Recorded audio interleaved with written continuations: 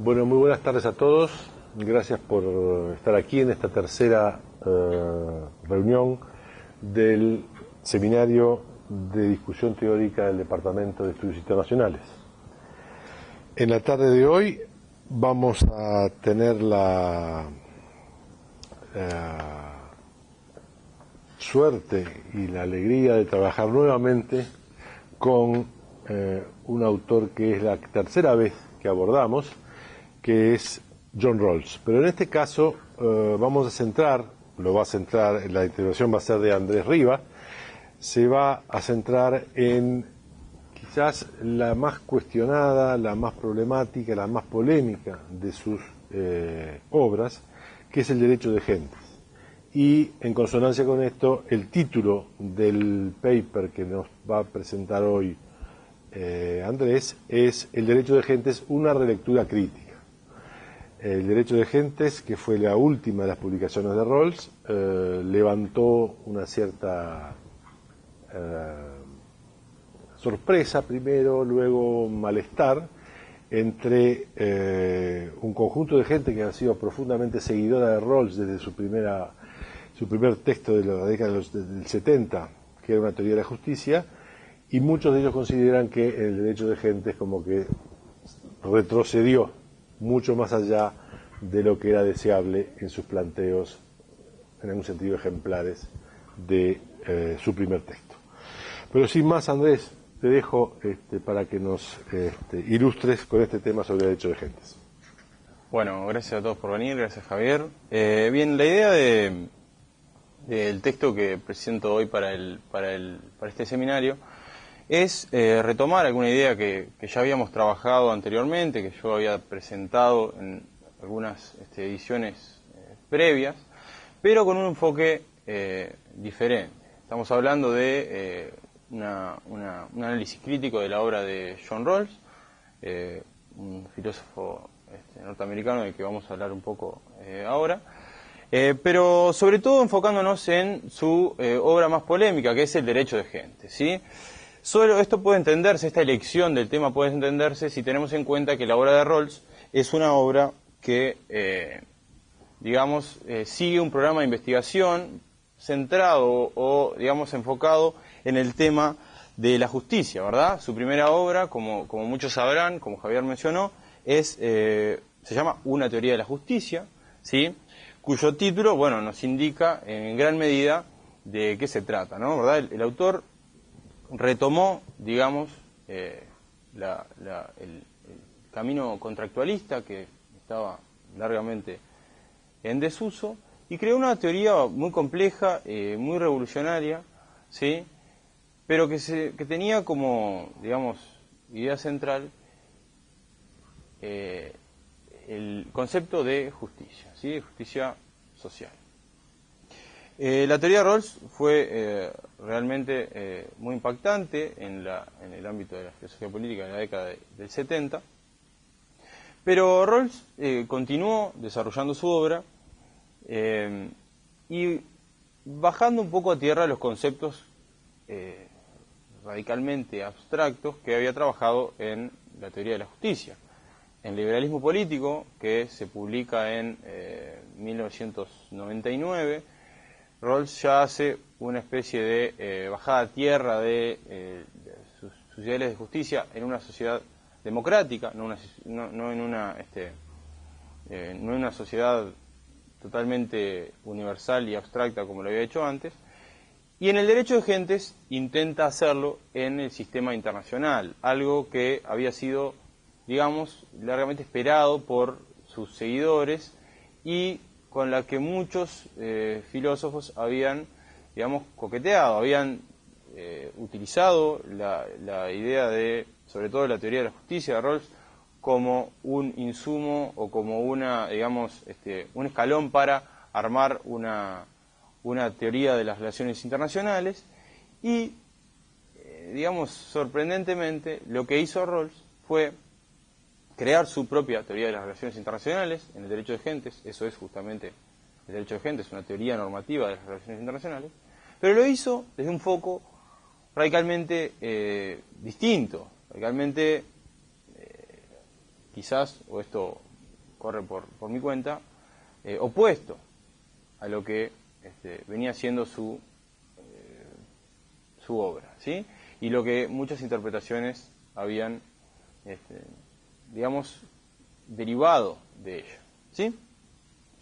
El objetivo de este trabajo es mostrar, en cierta medida, cómo del Rawls de la teoría de la justicia, un Rawls comprometido con el universalismo moral de origen kantiano, ¿sí?, hace un corrimiento, una especie de peregrinaje, que cuando llega al sistema internacional se transforma, con algunas variantes en mayor o menor medida, pero se transforma en una teoría de corte prácticamente realista, ¿sí? Yo manejo realista entre comillas en el trabajo, bueno, porque presenta algunas dificultades, incluso dificultades que tienen que ver con cómo el mismo Rawls define su teoría, ¿sí? Él la define claramente como una utopía realista, ¿sí? Por lo tanto, están, digamos, compensados los dos factores, ¿no? Lo utópico y lo real. Y en el fondo, bueno, también es posible decir que esa utopía realista, en el fondo, es mucho más realista que utópica, ¿no? Se puede ver claramente que Rawls en el derecho de gentes está, digamos, muy condicionado, o lo hace de manera muy consciente, ¿sí?, de tomar como base la idea de paz perpetua de Kant, ¿no? Toma la idea de la paz perpetua, la idea de que las democracias no se hacen la guerra entre sí, como como una verdad, como una especie de constatación empírica, ¿sí?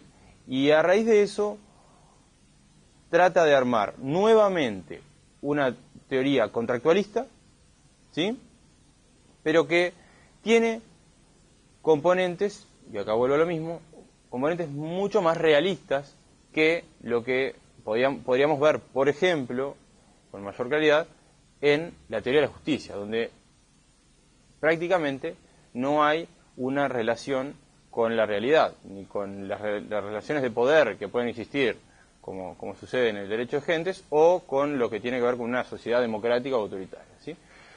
En la teoría de la justicia, Rawls lo que hace es, digamos, suponer un mecanismo contractual según el cual los individuos, en representación de ellos mismos, digamos, situados en una posición original y detrás de un velo de ignorancia que les impide tener una gran cantidad de información sobre cómo son personalmente y sobre la situación que ocupan en la sociedad, ponerlos en esa situación y, digamos, llevarlos a realizar una negociación de la cual puedan surgir los determinados principios de justicia. Rawls, lo que él supone es que las personas en esa posición original optarán por dos principios que, bueno, vale marcarlo. Los principios son un principio de libertad, ¿no?, según el cual las personas tendrán un esquema de libertades lo más amplio posible, pero respetuoso de las libertades de los demás. Y el segundo es el principio de diferencia, según el cual las desigualdades deben ser para el beneficio de la mayoría, o para el beneficio, perdón, de los más desaventajados, y la segunda parte del principio es que eso se debe dar en un ámbito de oportunidades abiertas a todos. ¿Por qué les digo esto? Porque es importante ver que la posición original de la teoría de la justicia es una posición original que obliga a las partes contratantes a negociar en el ámbito del universalismo moral. O sea, ¿qué quiere decir esto? Que las personas no tienen noción alguna de cómo son, no tienen noción alguna de qué posición ocupan en la sociedad, y por lo tanto tienen que elegir principios que sean para el mayor beneficio, digamos, de todos, y especialmente de los que peor están, ¿no? ¿Qué pasa con la posición original en el derecho de gentes? Digamos que la estrategia, el mecanismo contractual es muy similar, pero un poquito más complejo, ¿sí? En el derecho de gentes lo que hace Rawls es decir, bueno, en vez de haber una posición original, hay 3 posiciones originales. La primera de ellas es la que se da dentro de las fronteras del Estado, ¿sí? La segunda, apelando al ideal de la paz democrática, dice, bueno, la segunda posición original es una posición en la que negocian los representantes de los pueblos liberales, ¿no? Con todo lo que implica el hecho de decir pueblos liberales, esto lo hemos discutido en algún momento. Y por último, bueno, lo que hacen esos pueblos liberales es, sabiendo que representan efectivamente a una determinada organización política, tomar decisiones para actuar en conjunto. Y por último, la tercera posición original se suma, en una tercera posición original se suman a los pueblos liberales una cantidad de otros tipos de organizaciones políticas.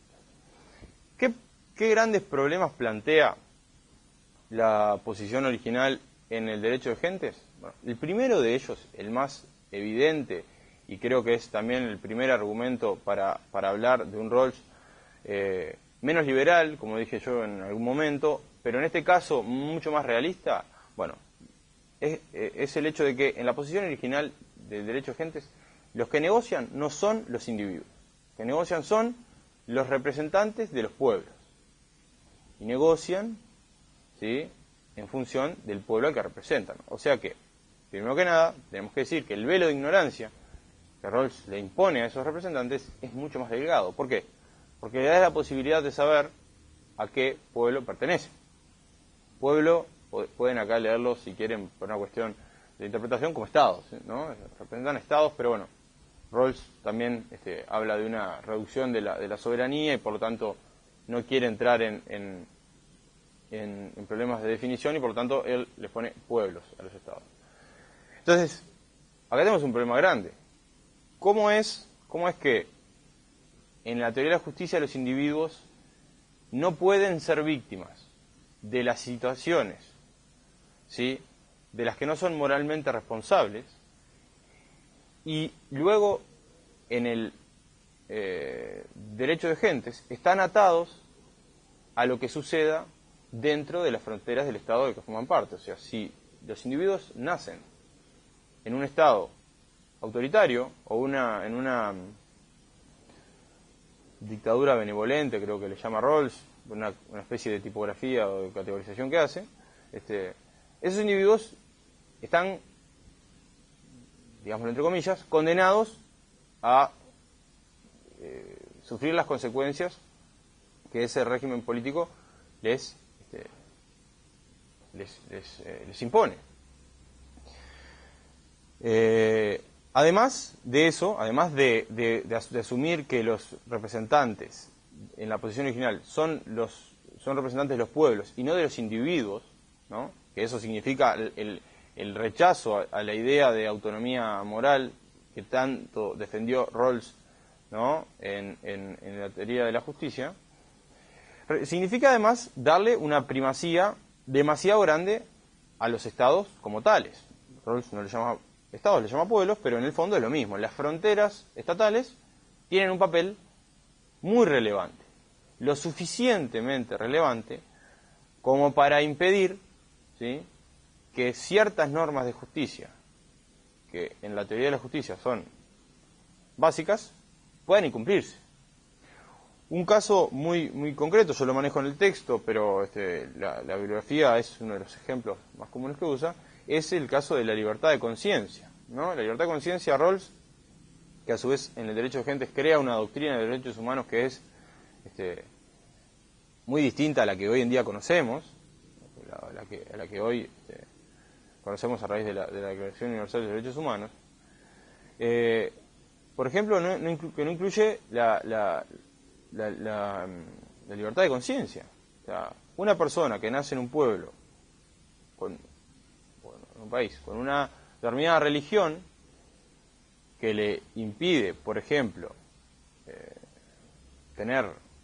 ser de una confesión diferente, eso para Rawls no es una injusticia que deba ser subsanada en el sistema.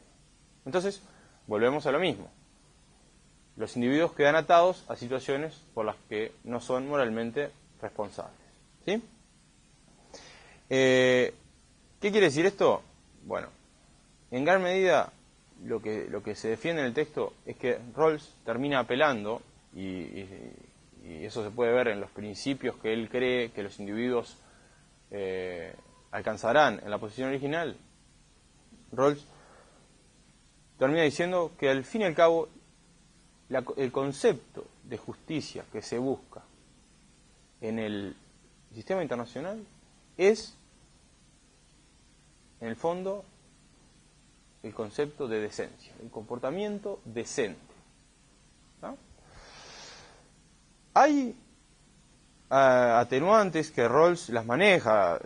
No estamos hablando acá de que el autor sea totalmente inconsciente de los problemas que su teoría generó, o que él mismo no se ha dado cuenta mientras la escribía que estaba siendo contradictorio con cosas que en otro momento había planteado. Pero él decide rechazar un ideal de justicia más igualitaria y radical en el sistema internacional porque él cree, sinceramente, que no es alcanzable. ¿Sí?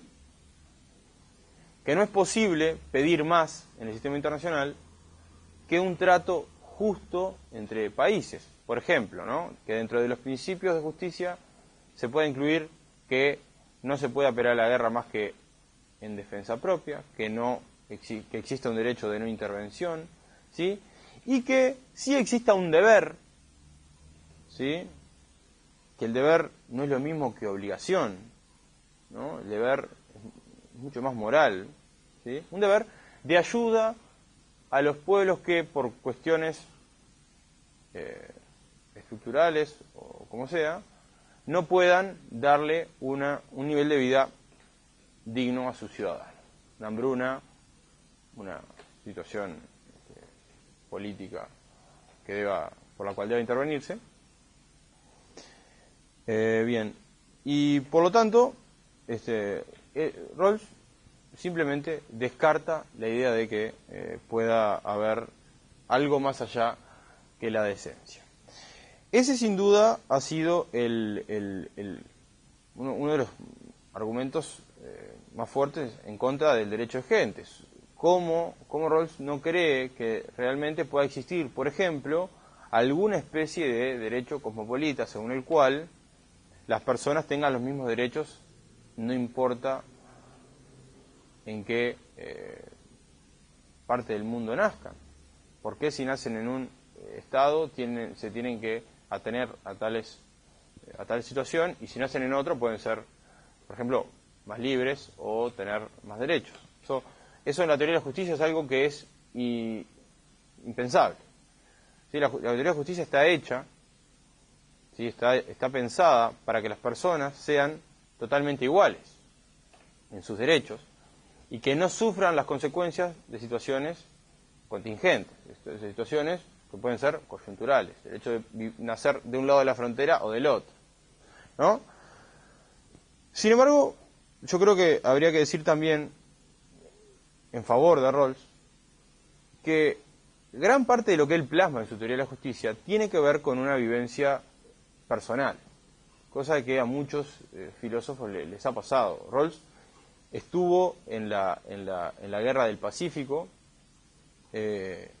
fue, no recuerdo si capitán o algo por el estilo, tuvo un cargo, digamos, no del todo bajo, y vivió las consecuencias de la guerra, perdió amigos,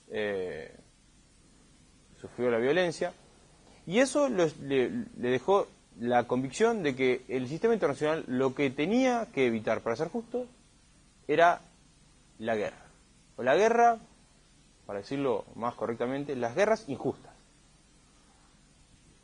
Todos vamos a darnos cuenta de que cuando alguien dice que hay que evitar las guerras injustas, también está reconociendo que hay guerras que son justas, ¿no?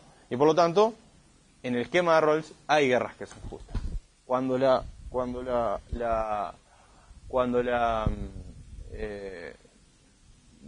un régimen oprime radicalmente a sus ciudadanos, entonces hay una intervención, puede haber una intervención militar y ahí puede haber una guerra justa, ¿no? Cuando un país es provocado por otro o hay una amenaza, entonces puede haber una guerra justa. Entonces Rawls lo que termina haciendo, y esa es la idea que trato de defender en el trabajo, simplemente buscando un trato más decente, menos belicoso, pero no muy radicalmente diferente del que hoy en día existe. O sea, la teoría de las relaciones internacionales que Rawls diseña es una teoría que no se mete con la soberanía de los estados en gran medida, la transforma simplemente diciendo que hay normas que los estados